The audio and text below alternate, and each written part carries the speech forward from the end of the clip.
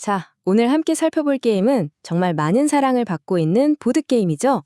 바로 키플라워입니다. 자, 이제 게임 속으로 한번 들어가 볼까요? 여러분은 이제 막 신대륙에 도착한 개척자가 되는 거예요. 봄, 여름, 가을, 겨울. 이 4계절 동안 나만의 멋진 마을을 만들어 나가야 합니다.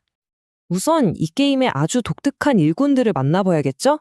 그리고 매 턴마다 우리가 어떤 중요한 선택의 기로에 서게 되는지 한번 알아보겠습니다. 이 친구들을 키플이라고 부르는데요. 그냥 일꾼이 절대 아니에요. 게임에서는 돈처럼 쓰이기도 하고요. 경매에 참여할 때 쓰기도 하고 자원을 만들 때도 필요하죠. 그리고 제일 중요한 건 바로 이 키플들의 색깔입니다. 이게 왜 중요한지는 곧 알게 되실 거예요. 그러니까 키플라워의 모든 고민은 여기서 시작되는 거예요. 새로운 타일을 가져와서 마을을 더 넓힐까? 아니면 지금 가지고 있는 건물들을 활용해서 자원을 더 만들까? 이 두 가지 선택 사이에서 계속 고민하게 되죠. 자, 그럼 첫 번째 계절, 봄부터 시작해 볼까요? 바로 이 봄에 게임의 가장 기본이 되면서도 가장 중요한 두 가지 행동을 배우게 됩니다. 매 톤마다 딱 이 두 가지 행동 중 하나만 할 수 있어요. 간단해 보이죠? 하지만 이 선택이 정말 아주 깊은 고민을 하게 만듭니다. 왼쪽을 보시면 새로운 작업장 타일을 얻으려고 입찰하는 모습이죠. 미래를 위한 투자라고 할 수 있겠네요. 오른쪽은 이미 있는 금광을 써서 당장 자원을 얻는 거고요. 바로 이겁니다. 미래냐 현재냐. 자, 여기서 키플라워의 진짜 재미, 바로 입찰이 등장합니다. 저 타일 너무 갖고 싶지 않으세요? 그럼 어떻게 해야 저걸 내 마을로 가져올 수 있을까요? 규칙은 이렇습니다. 일단 다른 사람보다 키플을 더 많이 놔야 해요. 그리고 한 번에 놓는 키플은 전부 같은 색이어야 하고요. 제일 중요한 건 내가 놓으려는 키플색이 이미 그 타일 주변에 있는 키플색이랑 같아야 한다는 거예요. 바로 이 색깔 맞추기 규칙 때문에 내 손에 있는 빨강, 파랑, 노란 키플을 어떻게 쓸지 머리를 써야 하는 거죠. 완전 퍼즐 같아요. 이 게임의 또 다른 묘미인데요. 남의 건물도 마음대로 쓸 수 있다는 거예요. 와, 좋죠. 근데 세상에 공짜면 없죠. 내가 그 건물에 사용한 일꾼들, 그러니까 키플들이 계절이 끝나면 그 건물 주인한테 가버립니다. 당장 필요한 걸 얻는 대신 상대방을 도와주는 셈이 될 수도 있는 거죠. 아, 이거 정말 고민되지 않나요? 자, 봄이 지나고 이제 여름과 가을이 왔습니다. 게임의 중반부죠.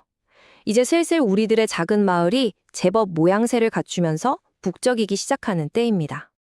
여름과 가을이 시작될 때마다 새로운 배가 도착하면서 더 많은 키플들을 데려와요. 일꾼이 늘어나니까 당연히 할 수 있는 것도 많아지겠죠? 더 많은 키플로 입찰 경쟁에서 이기거나 여러 건물을 동시에 활성화시킬 수도 있게 됩니다. 그리고 이때부터 본격적으로 엔진을 만들기 시작합니다. 무슨 말이냐면 자원을 사용해서 기존에 있던 타일을 업그레이드 하는 거예요. 타일을 뒤집으면 훨씬 더 강력한 능력을 발휘하거나 게임 끝날 때 점수를 주는 건물로 바뀌거든요. 그런데 여기서 또 하나의 과제가 생깁니다. 바로 배송 문제예요. 자원이 있어도 그걸 필요한 건물까지 옮겨야 업그레이드를 할 수 있거든요. 도로는 연결되어 있어야 하고 한 번에 옮길 수 있는 양도 정해져 있어요. 마치 우리 마을만의 작은 물류 시스템을 만드는 것과 같죠? 그리고 마침내 마지막 계절, 겨울이 찾아옵니다. 이제 분위기가 확 바뀌어요. 봄, 여름, 가을 내내 열심히 만들었던 우리 마을의 엔진을 이제 본격적으로 가동해서 점수를 만들어낼 시간입니다. 겨울에 나오는 타일들은요, 거의 다 점수랑 관련이 있어요. 그동안 우리가 차곡차곡 모아왔던 자원, 기술, 그리고 키플들이 전부 점수가 되는 순간인 거죠. 마지막 스퍼트라고 생각하시면 됩니다. 점수를 얻는 방법도 여러 가지예요. 특정 색깔 키블이 많으면 점수를 주기도 하고, 금 같은 특정 자원이 많으면 점수를 주기도 하죠. 중요한 건 이 겨울 타일들을 보면서, 아, 내가 봄부터 이걸 모았어야 했구나 하고 방향을 잡을 수 있다는 겁니다. 자, 그럼 이제 정리를 좀 해볼까요? 이렇게 복잡하고 재밌는 게임에서 이기려면 대체 뭘 잘해야 할까요? 승리로 가는 몇 가지 핵심 열쇠를 알려드릴게요. 첫째, 키풀 색깔 관리가 정말 중요해요. 입찰할 때나 건물을 쓸 때나 항상 색깔을 생각해야 합니다. 둘째, 나만 보지 말고 다른 사람 말도 계속 훔쳐보세요.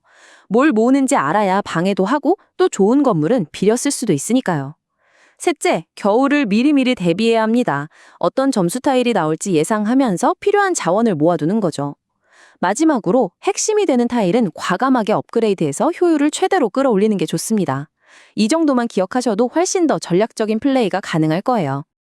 결국 이게 키플라워가 가진 가장 큰 매력이 아닐까 싶어요. 게임이 끝났을 때 펼쳐진 마을의 모습은 그 누구도 똑같지 않거든요.